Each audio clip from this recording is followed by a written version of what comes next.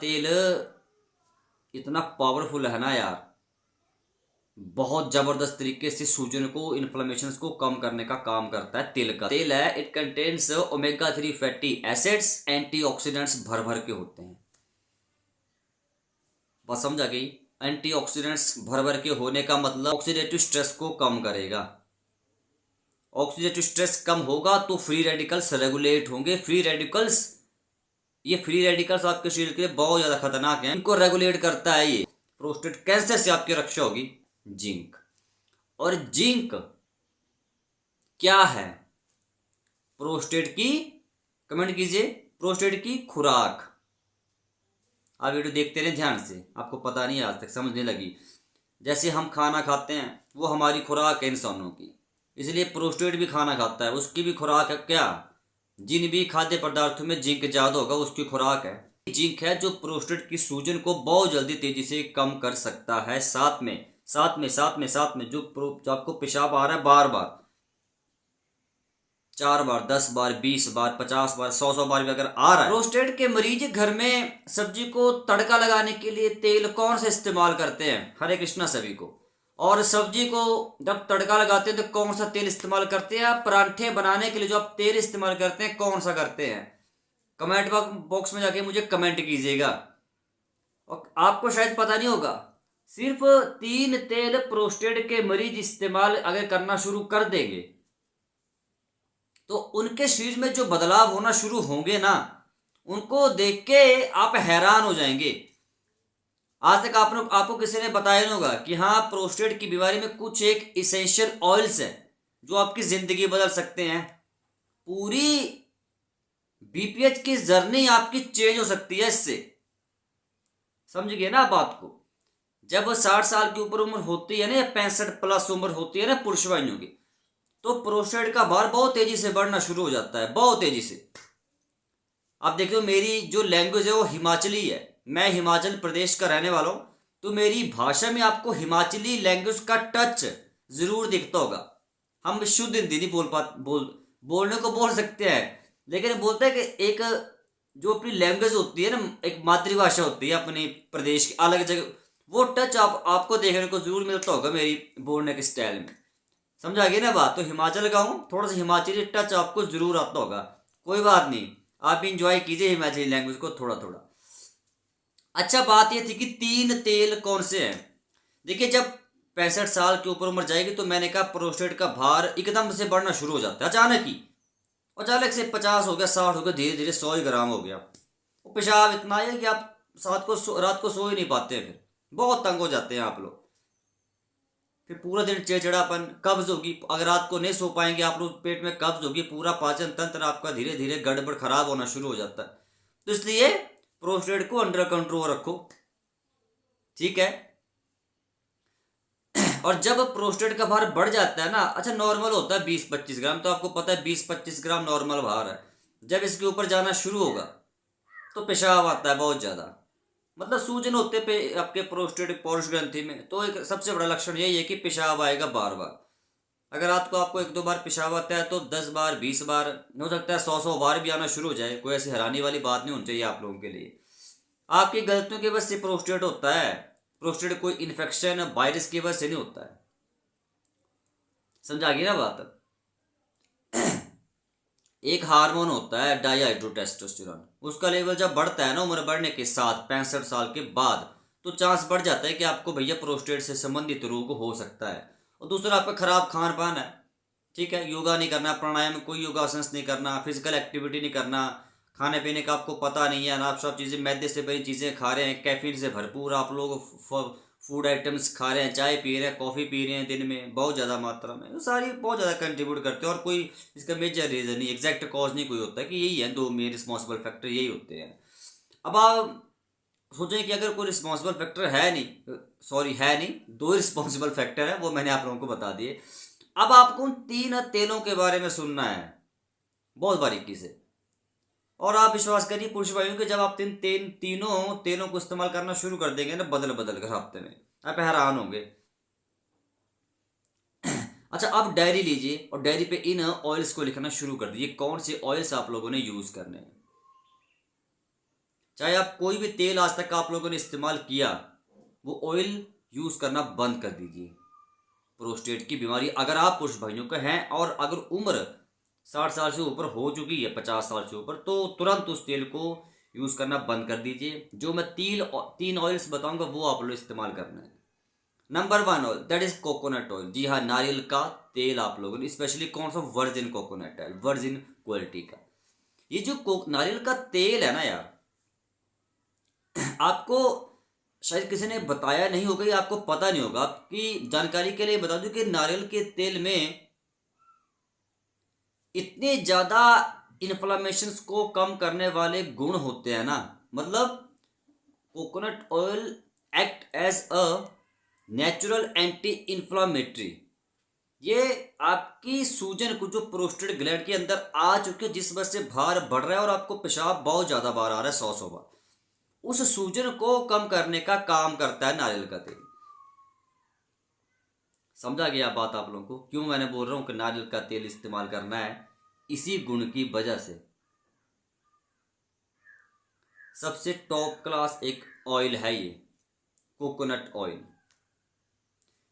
तो आज से अब ज़्यादा अगर मैं बारीकी में समझाने की कोशिश करूंगा तो वीडियो बहुत ज़्यादा लंबी हो जाएगी। आप देखते नहीं वीडियो, आपने जितना बोलो उतना करिए। आपको नारियल, आप चाहे तड़के में कोई भी तेल इस्तेमाल करते हैं आज तक, ठीक है, पराठे बनाते समय, सब्जी में तड़का लगाते समय, आप आज से बदल देना है इसको।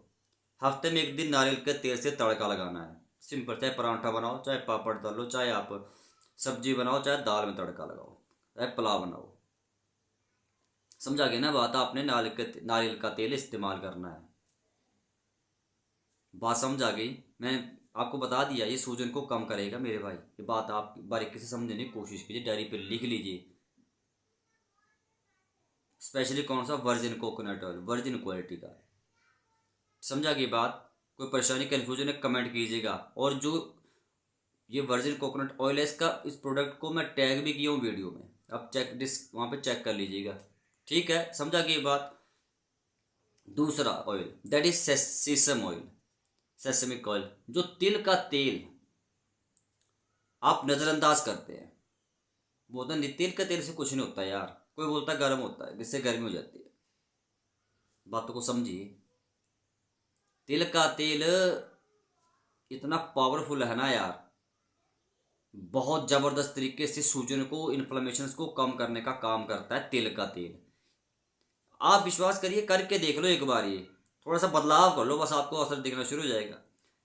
जो तिल का तेल है, it contains omega 3 fatty acids plus, बात को समझिए, इसमें एंटीऑक्सीडेंट्स भर भर के होते हैं। बात समझ आ गई?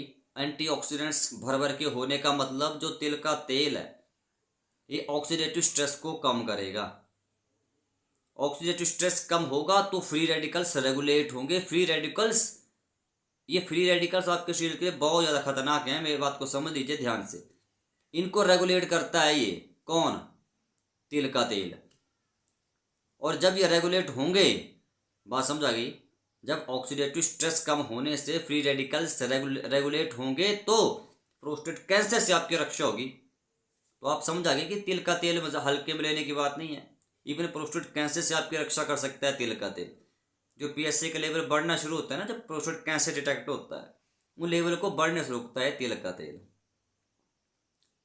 है ना छोटे से बदलाव, कोई बड़ा बदलाव थोड़ी, छोटे छोटे बदलाव है ना, बस आपको इन बदलाव को करना है ज़िंदगी में। तो आज से आप लोगों को तिल का तेल इस्तेमाल ज़रूर करना है। तीसरा, जो इतना सबसे जो टॉप क्लास है, सबसे पावरफुल है, वो यही तेल है मेरे भाई, पंपकिन सीड्स ऑयल, कद्दू के बीज का तेल। कद्दू के बीज का क्या बोला मैंने? तेल, पंपकिन सीड्स ऑयल, सबसे टॉप क्लास। कद्दू के बीज में होता है भर भर के जिंक मेरे भाई। क्या बोला मैंने? कद्दू के बीज में क्या होता है? जिंक। और जिंक क्या है? प्रोस्टेट की, कमेंट कीजिए, प्रोस्टेट की खुराक।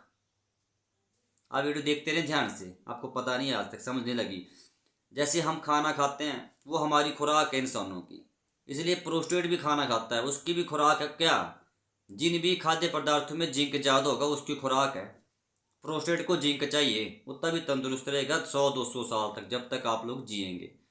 आने वाले 100 साल तक प्रोस्टेट से रक्षा करता है जिंक। जिंक से भरपूर भोजन करो।